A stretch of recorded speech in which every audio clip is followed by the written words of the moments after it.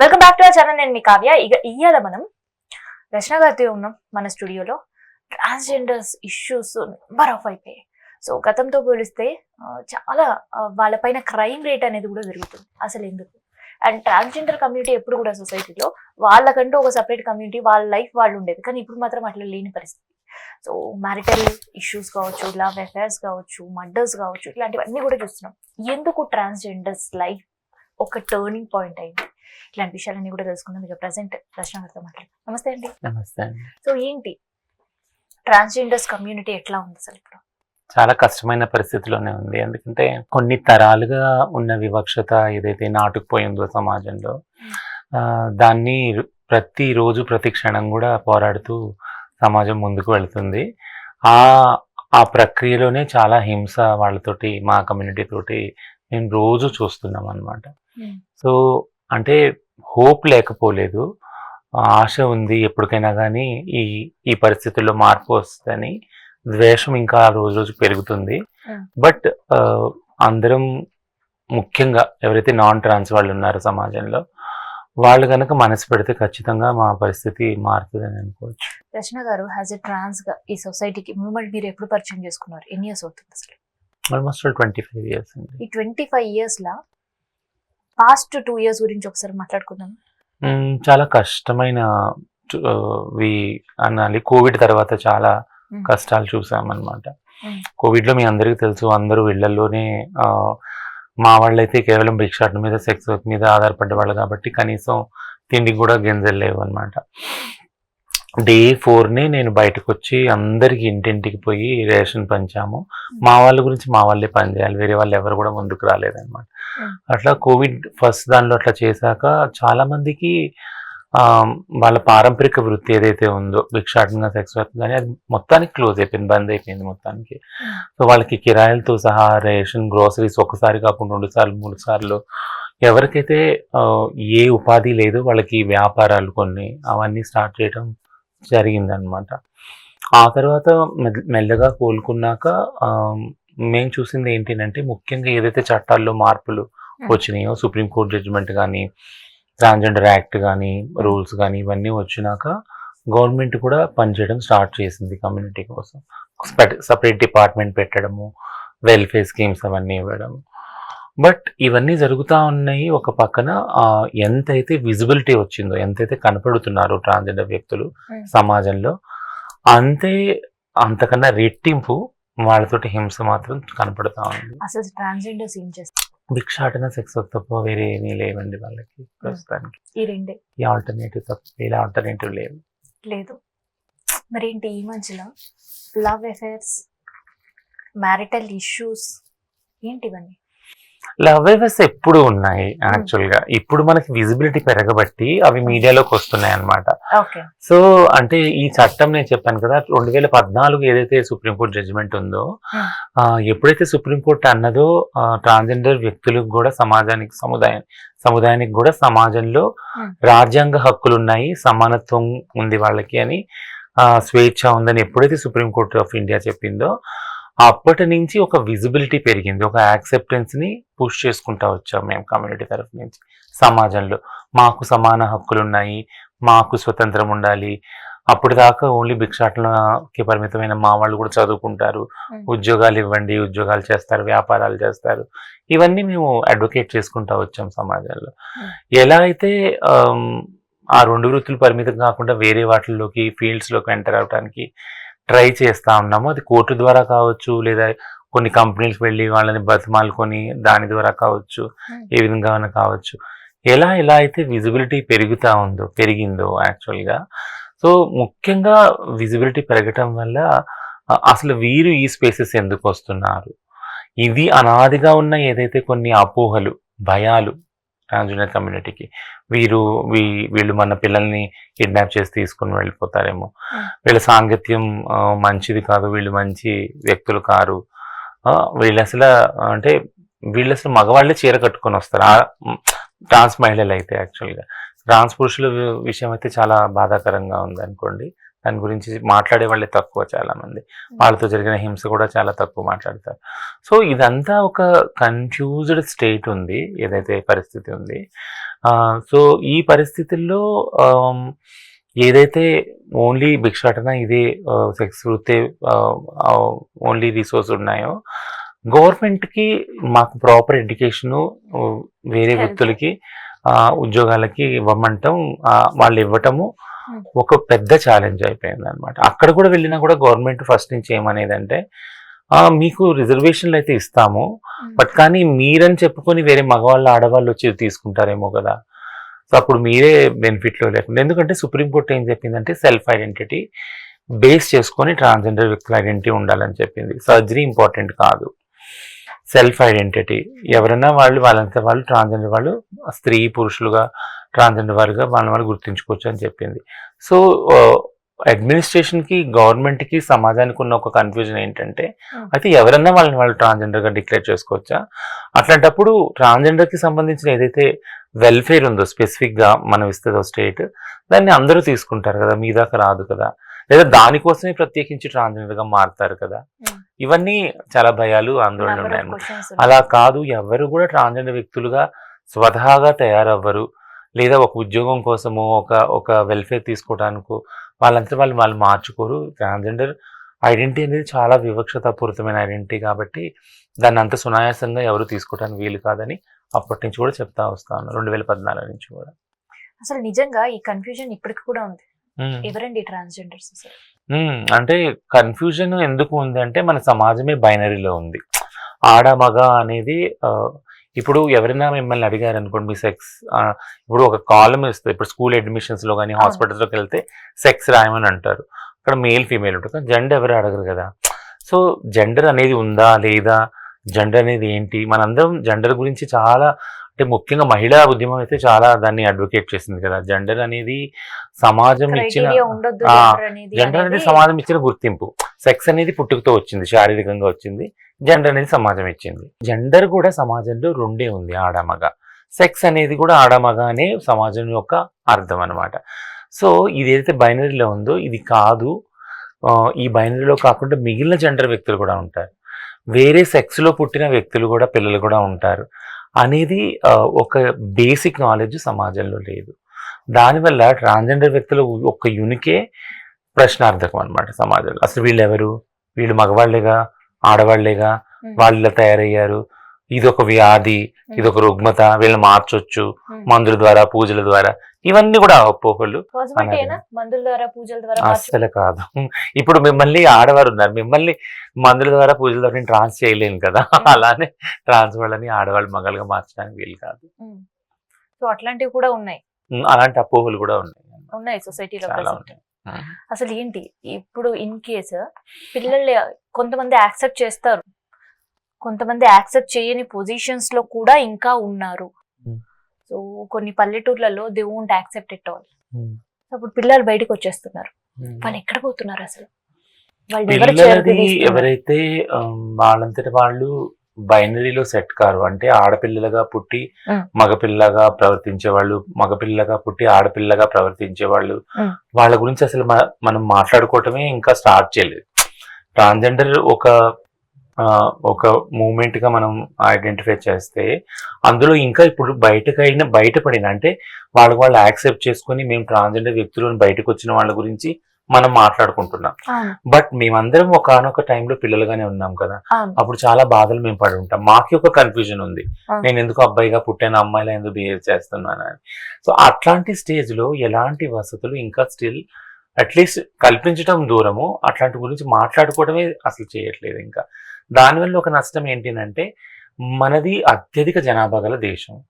So ఈ జనాభాలో ఏ రేషియోలో ట్రాన్స్జెండర్ వ్యక్తులు జన్మిస్తున్నారో మనకు తెలియదు, దానికి సంబంధించిన నిర్దిష్ట రీసెర్చ్ కూడా లేదు. ఓకేనా, 2011లో ఇప్పుడు సెన్సెక్స్ చేస్తే 5 లక్షల మంది దేశంలో ఉన్నారండి. 11 నుంచి మనం 25లో ఉన్నాము.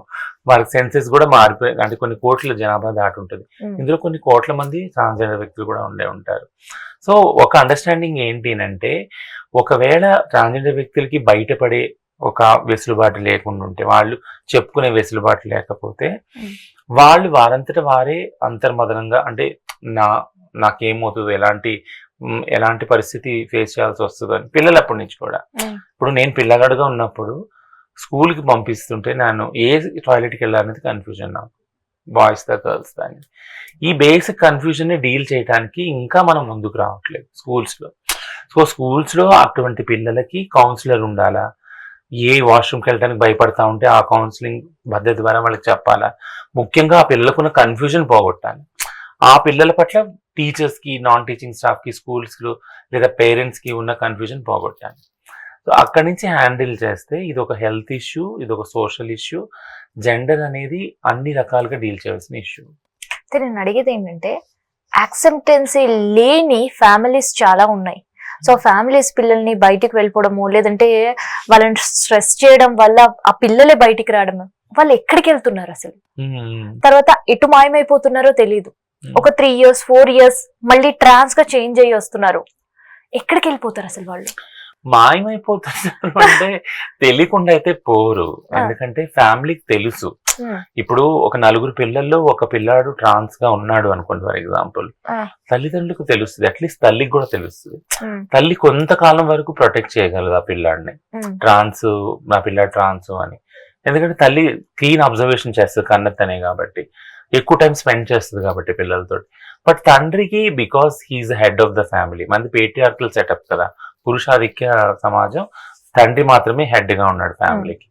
అప్పుడు చూసినప్పుడు ఎందుకు ఈ పిల్లాడు నా కొడుకు కొడుకులా ఎందుకు లేడు, కూతురుగా ఎందుకు, అంటే ఆడపిల్లగా ఎందుకు ఉన్నాడు, బిహేవ్ చేస్తున్నాడు. అట్లాగే అన్నలు తమ్ముళ్ళు వీళ్ళు ఉంటే వాళ్ళు ఏ ఏజ్ లో బయటపడుతుందండి? ఒక ఏజ్ అని లేదు కదా.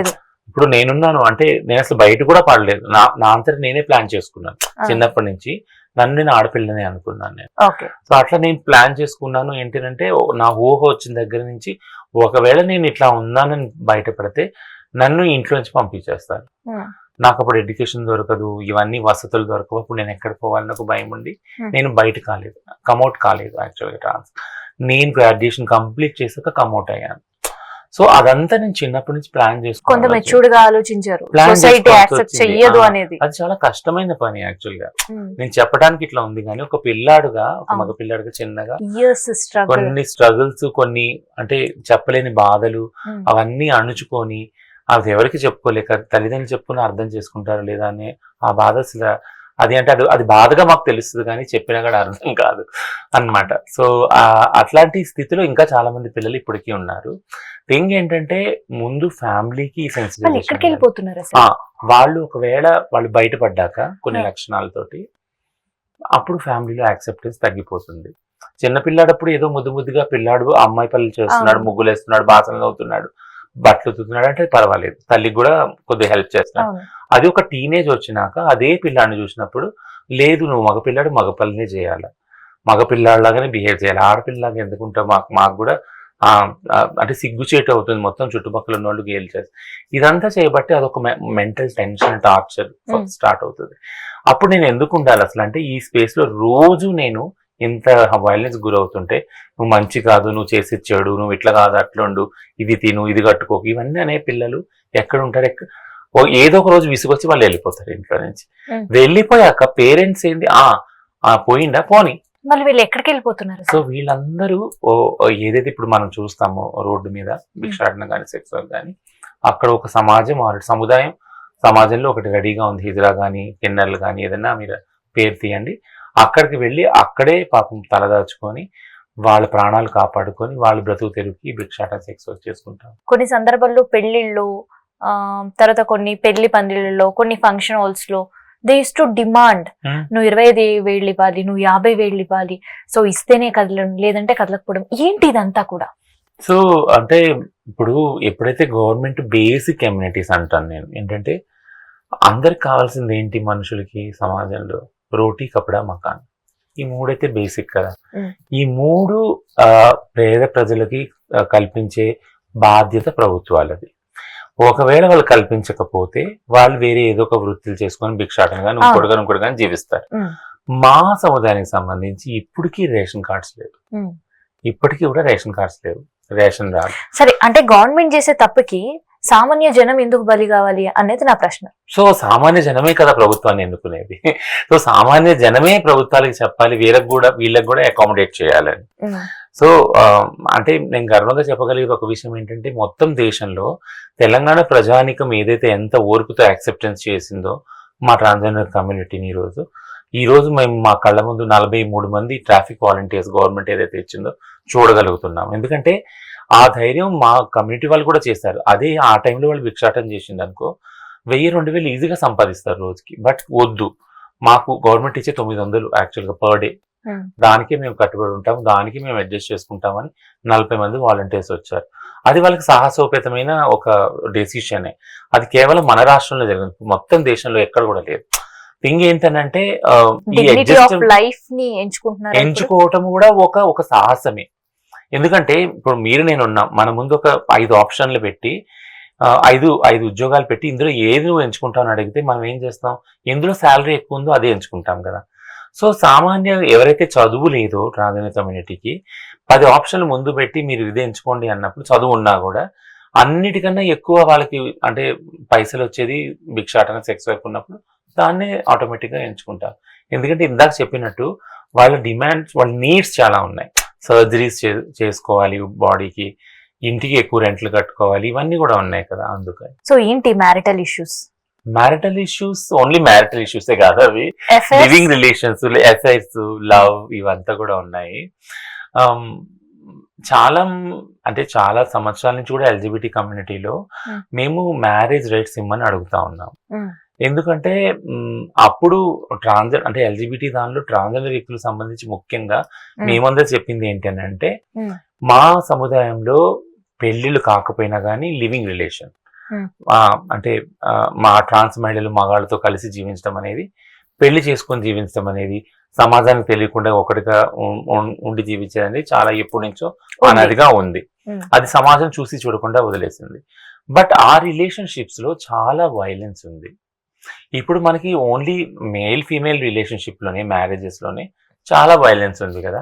డైవోర్స్ రైట్స్ ఉన్నాయి, కంపన్సేషన్ మ్యారేజ్ తర్వాత తీసుకోవచ్చు, ఇవన్నీ ఉన్నాయి.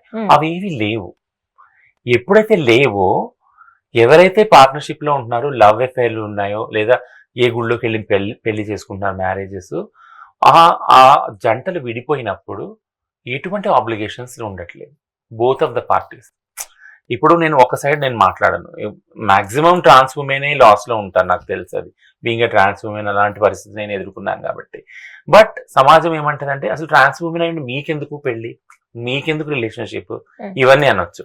బట్ అదే మాట అదే మగవాళ్ళని అడగలరా, ఎందుకు మీరు రిలేషన్షిప్ లో వెళ్తున్నారు ట్రాన్స్ మహిళలతో, మీకు ఆడవాళ్ళు దొరకలేదా అంటే ఇలా ప్రశ్నించే సిచ్యుయేషన్స్ కూడా దొరికినాయి. ఎందుకు అంటే ఇప్పుడు ఇన్ జనరల్ గా మేల్ ఫీమేల్ మ్యారేజ్ ఇష్యూ అనేది అందరు కూడా తెలిసింది, కానీ ఒక ట్రాన్స్ విమెన్ కావచ్చు, ఇన్ జనరల్ గా ఉండే వాళ్ళతో పెళ్లిళ్ళు జరిగిన తర్వాత ఎందుకు ఆ సంసారాలు నిలబడతలేవు అనిపిస్తుంది? ఎందుకంటే ఏదో ఒక ఆశించి, ఇప్పుడు ఆడవాళ్ళ మగవాళ్ళ దానిలో కూడా ఏదో ఒక మోటివ్ తోటి ఆ మ్యారేజెస్ అవుతున్నాయి.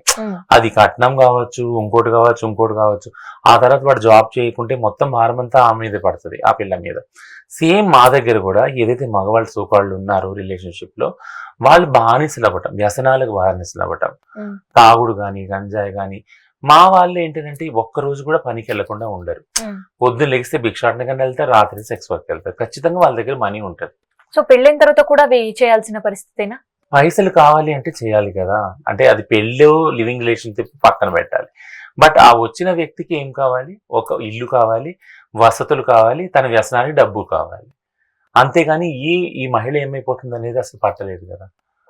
సో అట్లాంటి పరిస్థితుల్లో ఖచ్చితంగా ఆ మహిళ వెళ్తుంది భిక్షాటానికి, సెక్స్ వర్క్ వెళ్తే డబ్బులు తీసుకొస్తుంది, ఆ డబ్బులతోనే ఆయన తన వ్యసనాలన్నీ తీర్చుకుంటాడు. అది ఒకవేళ తీరలేదనుకో, ఒకవేళ ఎక్కడైనా తేడాలు వచ్చినాయి అనుకో, ప్రశ్నించడం మొదలవుతుంది.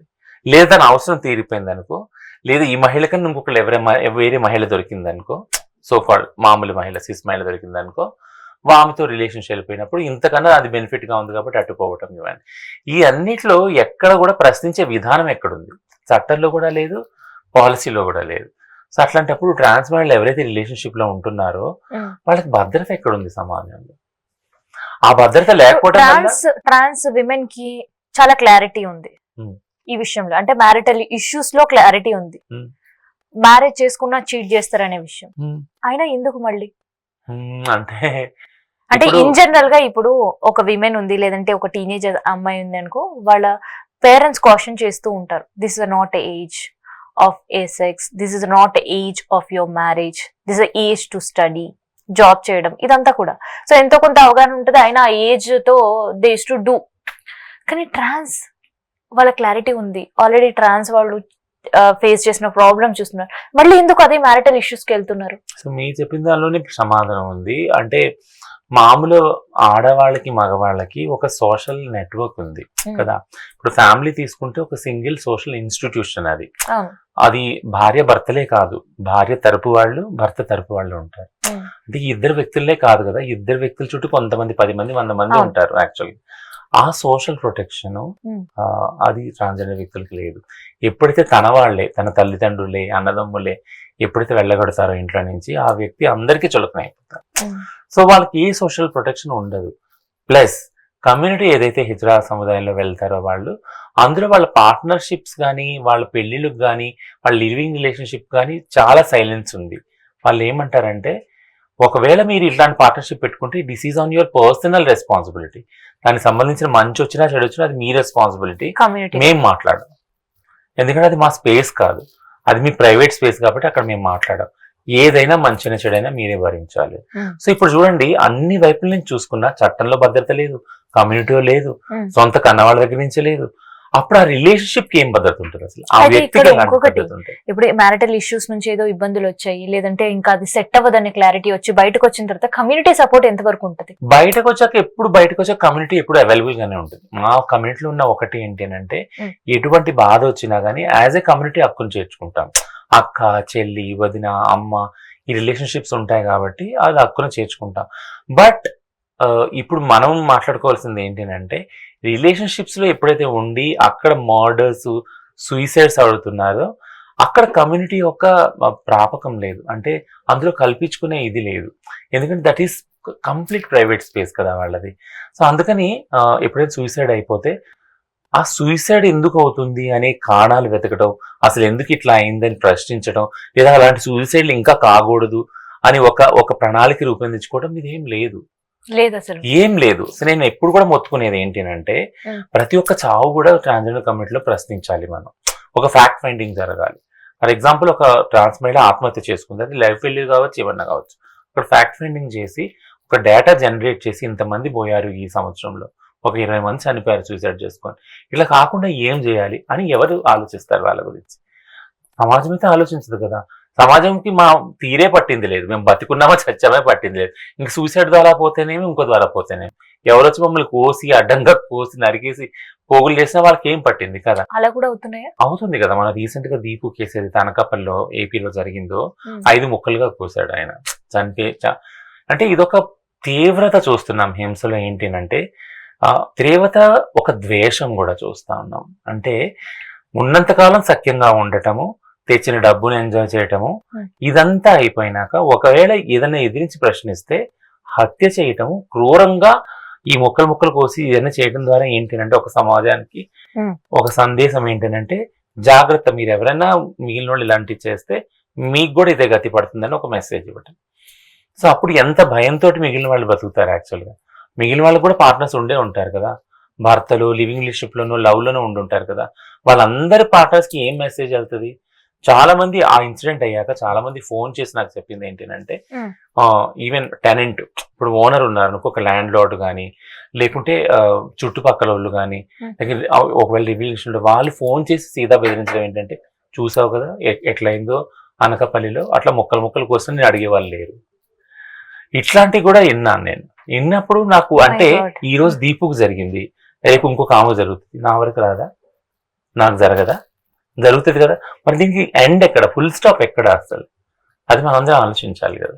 అది అయితే ఇప్పుడు కమ్యూనిటీకి ఎప్పుడు ఎట్లాంటి పరిస్థితులు ఉన్నా యాక్సెప్టెన్సీ ఉంటది అన్నారు. కమ్యూనిటీ యూనిటీ ఉందా? యూనిటీ కొన్ని విషయాల్లో యూనిటీ ఉంది. అంటే రొట్టికి సంబంధించి, అంటే ఏదైతే ఇప్పుడు చెప్పాను కదా, సెక్స్ వర్క్ సంబంధించి ఏదైతే ఎక్కడైతే రిసోర్స్, దానికి సంబంధించి కాంపిటీషన్ ఎప్పుడు ఉంది. అది జాగ్రఫికల్ ఏరియాకి సంబంధించింది కావచ్చు, నా ఏరియాలోకి నువ్వు రావద్దు, నీ ఏరియాలోకి నేను రాను, ఇట్లాంటివి ఏవైతే ఉందో. అలానే నీ మనుషులు నా దగ్గర రావద్దు, నా మనుషులు నీ దగ్గరికి వెళ్ళకూడదు, ఇట్లాంటి కొన్ని rules and regulations with in community ఉన్నాయి. అది 1-2 అటు ఇటు అయినప్పుడు ఖచ్చితంగా కొట్లాటలు అవుతాయి. ఈ గ్యాంగ్ వాళ్ళు మనం చూస్తూ ఉంటాం. పోలీసులు ఇప్పుడు కొత్తగా వాళ్ళు చూస్తున్న ట్రెండ్ ఏంటంటే పోలీసులు ఎంటర్ అయ్యి బైండ్ ఓవర్ చేస్తున్నారు యాక్చువల్. అంటే ఇప్పుడు మీరు చేసుకున్న ఈ కొట్లాట ఫ్యూచర్ లో కనుక మళ్ళీ రిపీట్ అయితే మీకు పెనాల్టీ ఉంటుంది 1 lakh మినిమం. ఇది కానీ 3rd టైం రిపీట్ అయితే మీకు జైలు ఉంటుంది. సో క్రిమినల్ అఫెన్సెస్ యూజ్ చేస్తా ఉన్నారు. సో మేమేమంటామంటే ఇదంతా మేం చేయని పాపానికి మాకెందుకు? ఇప్పుడు పాలకులు ప్రభుత్వం కదా పట్టించుకోవాలి మా గురించి, వాళ్ళకు పట్టలేదు. వాళ్ళు మాకు ఇల్లు ఇచ్చి తిండి ఇచ్చి ఉన్న జాగాలు మీరు ఉండండి, మాకు ఐడెంటిటీ కార్డులు ఇచ్చి ఉండమని అంటే ఏ భిక్షాటనకి పోము, సెక్స్ వర్క్ పోము, ఉన్న మా మానవం బతుకుతా ఉంటాం కదా. ఈ సమస్యలే ఉండవు కదా. అది నేను